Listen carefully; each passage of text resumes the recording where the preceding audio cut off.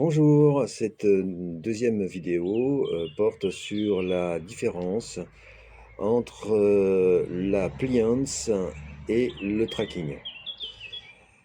Alors le tracking, c'est pas la surveillance comme on peut effectivement l'entendre. En règle générale, tout ce qui touche par exemple au numérique ou c'est la série Le Tracker, ce sont des concepts différents en psychologie qu'il est important de connaître, parce que de là va en découler aussi un certain nombre de choses très intéressantes dans le comportement humain. Alors, l'appliance, qu'est-ce que c'est exactement?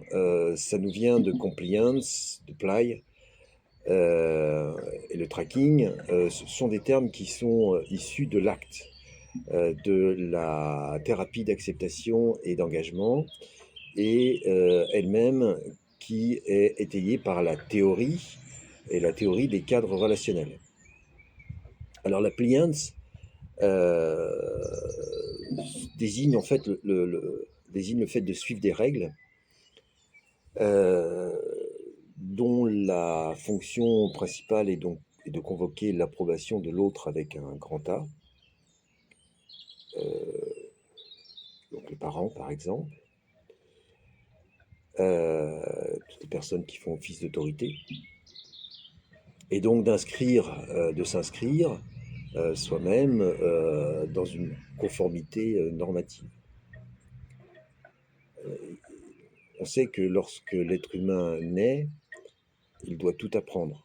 Non seulement il naît non fini, mais il ne sait rien faire. Il a à sa disposition des émotions primaires qui lui permet d'interagir avec son environnement, comme la peur, la colère, la joie, la tristesse, le dégoût, mais il doit tout apprendre. Donc les règles font partie de cet apprentissage, euh, notamment parce que cela permet à l'enfant d'apprendre sans forcément faire l'expérience de lui-même, et aussi de progresser plus rapidement. Et cette expérience peut être dangereuse. La règle qui consiste à regarder à droite et à gauche avant de traverser la rue est une règle importante à intégrer, euh, parce que l'expérimenter soi-même peut avoir des conséquences graves ou dramatiques. Donc des règles comme ça, eh bien, on en a tous plein d'exemples, hein. Euh, on a tous suivi des règles depuis l'enfance, et eh bien, un certain nombre de ces règles euh, nous, sont, euh, nous ont été très, très utiles. Euh, alors ces règles peuvent être effectivement le fait de, de, de bien se tenir à table, par exemple, en fermant la bouche, en ne parlant pas à la bouche pleine. Euh, et parce qu'en fait, l'enfant peut être aussi stigmatisé par les autres, hein, par le grand autre, du coup, par ceux qui sont autour de lui.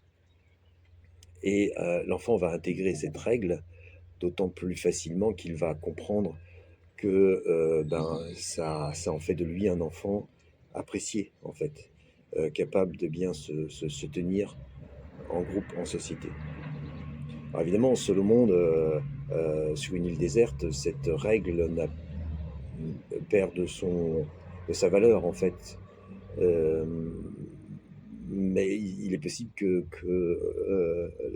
l'enfant qui se retrouverait comme ça sur une île déserte continuerait à fermer la bouche en mangeant, par habitude ou par anticipation du regard d'autrui, même si il est seul en fait. Euh, donc ce sont des conséquences sociales arbitraires en fait, parce que on peut éviter de cette manière-là, en respectant ces règles, le rejet, et obtenir l'approbation en fait des autres. Euh, et ça peut devenir très très problématique lorsque ces règles se rigidifient en fait. Euh, Lorsque l'enfant comprend que euh, pour une meilleure digestion, il est important de fermer la bouche quand on mange, eh bien ça, c'est plus de la pliance, ça devient du tracking en fait. Il fait l'expérience de la chose par lui-même. Euh, donc la pliance est importante dans l'éducation, dans le fait d'élever un enfant, ou même un adulte qui se retrouve confronté à un contexte qu'il ne connaît pas encore. Eh bien, il y a des règles. Par exemple, en entrant sur un chantier, la règle c'est de mettre un casque. Alors ça, c'est pas trop pour faire bonne figure auprès des autres, mais c'est quand même obtenir l'approbation de l'autre, le grand autre, c'est-à-dire le chef de chantier par exemple, euh, et puis c'est pour sa sécurité. Donc c'est mieux de respecter cette règle. Je rentre là, dans cet endroit, j'aurais peut-être fait sans avoir l'idée de mettre un casque, et tout de suite on me dit non, non, il faut mettre un casque, ça peut être dangereux. Et bah, si on ne me l'avait pas dicté comme étant une règle à respecter, eh bien peut-être je me serais pris quelque chose sur la tête, quoi. Donc voilà, ce sont des règles qui sont euh, intéressantes, mais qui peuvent aussi avoir le revers de la médaille en quelque sorte, c'est-à-dire que euh, les règles peuvent rester figées et ne pas s'ajuster aux évolutions de l'environnement. Parce qu'on recherche en permanence l'approbation, une constante approbation de l'autre, euh, pour éviter la stigmatisation sociale, en fait, les conséquences sociales stigmatisantes. Alors ça, on en a plein d'exemples, hein. On a eu beaucoup d'exemples, notamment avec la période du Covid. Et là, il semble vouloir recommencer avec autre chose. Donc, ce sont des règles qui deviennent, par le fait, très préjudiciables, en fait, rigides, préjudiciables, qui sont portées par des valeurs qui viennent de l'extérieur et non pas de l'individu en lui-même. Euh, Portées par des pressions extérieures, par des personnes influentes. Et ça, on reviendra dessus avec l'état agentique dans la prochaine vidéo. Donc il peut y avoir un effacement du sujet par rapport à ça, une forme d'aliénation en fait. Parce que l'effacement du sujet, parce qu'en fait, on a tendance aussi à repousser avec ces règles l'intuition. Souvent on dit, bah, écoute ton intuition, quoi. Suis ton intuition. Et c'est parfois bien mieux que de suivre des règles qui sont imposées comme ça par le sachant. On en a parlé un petit peu dans la première vidéo. Euh, et puis ces règles, ça peut être effectivement parfois très dommageable aussi dans le développement de l'enfant. On peut se retrouver avec des adultes qui ont des troubles d'anxiété, anxiété sociale par exemple, et on s'aperçoit que depuis tout petit, on leur dit que le monde est dangereux, que, il faut se méfier des autres, tout le temps, que les autres sont dangereux, que les autres sont méchants, qu'il ne faut faire confiance à personne, qu'il ne faut jamais accepter de l'aide de personne, des autres. Donc, évidemment, faut doser tout ça. On ne peut pas faire confiance à tout le monde non plus.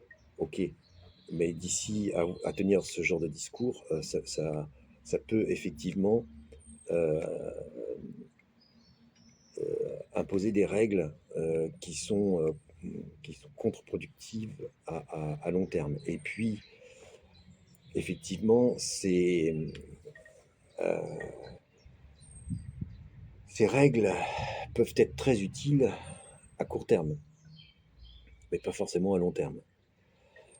C'est-à-dire que la règle qui consiste à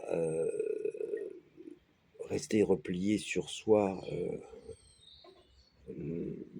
parce que on éprouve des émotions désagréables, donc à se retirer, à vivre reclus, euh, ben ça peut fonctionner un temps, mais en fait, les émotions, elles seront toujours là, quoi, et les effets à long terme peuvent être assez dévastateurs.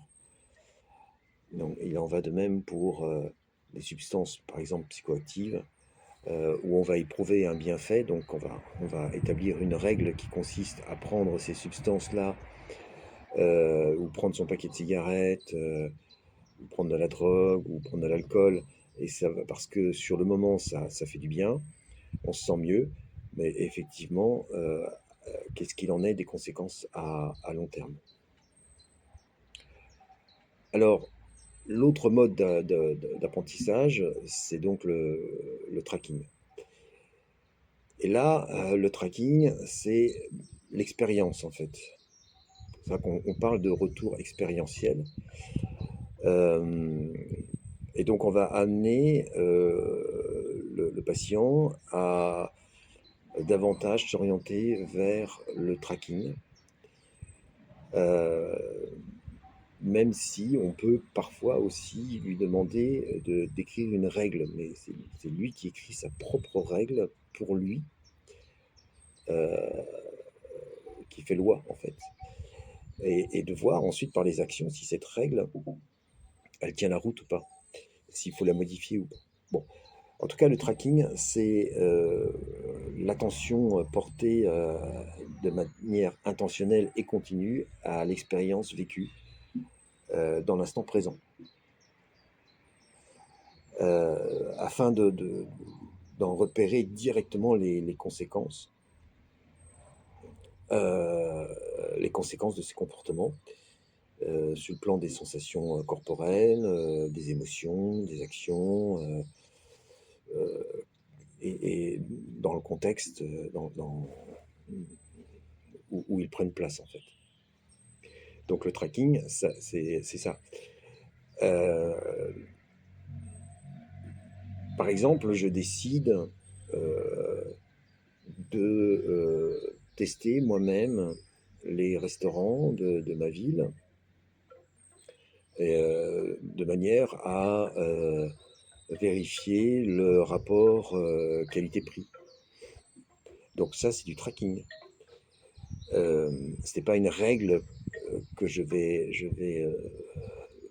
suivre, qui me sera imposée par telle ou telle personne, qui va dire bah, il faut aller dans tel restaurant et pas dans un autre. Donc le tracking, c'est que je vais faire ma propre expérience et puis bah, je vais tester des restaurants qui peut-être effectivement sont très chers, très bons, ou très chers et pas forcément bons, très bons et un rapport qualité-prix, voilà, qui est là. Donc je vais effectivement choisir mes propres restaurants. Donc ça, c'est l'expérience en fait. Donc effectivement, on peut aussi dans la thérapie amener la personne à définir les actions, ses actions. Euh, qu'est-ce que vous devez réaliser comme action pour atteindre votre objectif? Donc c'est bien de les nommer, de les inscrire, et puis de vérifier si on les a bien réalisés. Euh, alors si on reprend un petit peu comme exemple l'appliance et le tracking, une personne qui cherche un emploi, par exemple, eh bien, ça c'est son objectif, trouver un emploi. Donc déjà, de bien écrire son objectif et de l'écrire avec les mots les plus appropriés possibles. C'est-à-dire les mots qui ont du sens pour lui. C'est pas au psychologue de lui dire ce qu'il doit écrire. C'est à lui, c'est à la personne de véritablement écrire avec ses mots à elle qui ont du sens, son objectif. Il faut que ce soit très clair. Et puis que cet objectif soit bien écrit en gros et qu'il soit présent là, dans les pièces principales, sur le frigo, enfin je sais pas, mais en tout cas bien visible. Tous les jours, qu'on puisse voir cette règle, enfin cet objectif. Et avec cet objectif, se fixer une règle. Donc là, je me fixe, moi, une règle qui est, par exemple, de faire tous les jours quelque chose. Alors, s'il y a des jours où je suis moins motivé, bah, peut-être que je répondrai qu'à une seule annonce. Mais au moins, dans ma journée, je ne pourrais pas me reprocher de n'avoir rien fait. J'aurais fait au moins ça. Si demain je me sens mieux et que eh bien, je vais ouvrir mon ordinateur, aller sur France Travail, regarder ou d'autres sites et puis d'emploi et d'offres d'emploi et de consulter comme ça ces offres et puis de répondre à plusieurs offres, 2, 3, 4, je sais pas. Voilà, ça c'est fait. Peut-être que effectivement je peux aussi me rendre sur place. Je peux aller déposer des CV. Je peux aller me renseigner. Bon, il y a toutes sortes d'actions, effectivement, que l'on peut mettre en place. Et donc ces actions, eh ben, ça va nous permettre de vérifier si notre règle, la règle, cette loi que l'on a mise en place pour soi, et elle tient la route ou pas aussi. Alors ça, c'est un exercice que moi j'ai pu effectivement mettre en place avec un certain nombre de personnes. Euh, je me souviens d'une personne qui m'avait envoyé une photo de son objectif écrit. Elle faisait de la pyrogravure, donc sur du bois. Et elle m'avait envoyé la photo. Et donc ça, c'était son objectif. Et elle avait effectivement édité une règle, sa règle à elle, qui faisait loi, et puis ses actions. Et elle a réussi par atteindre son objectif. Et effectivement, eh bien, bien sûr, bien d'autres cas aussi je pourrais présenter.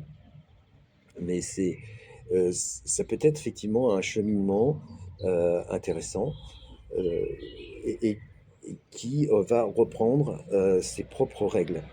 Alors là où, par contre, parce que le tracking, c'est ce qui va permettre aussi, du coup, comme c'est l'expérience et le retour expérientiel, de faire preuve de davantage de souplesse. En fait, les règles, c'est plutôt imposé, c'est plutôt strict. On doit faire comme ça et pas autrement.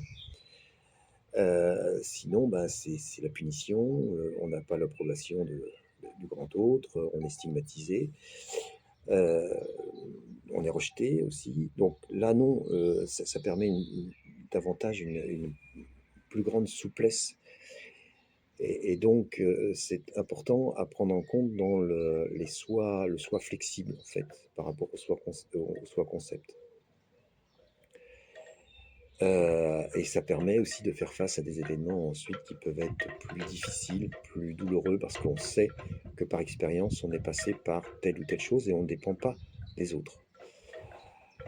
Euh, donc du coup, ça permet aussi d'élargir la pensée, hein, sa propre pensée, une ouverture d'esprit, ça permet une ouverture d'esprit plus importante.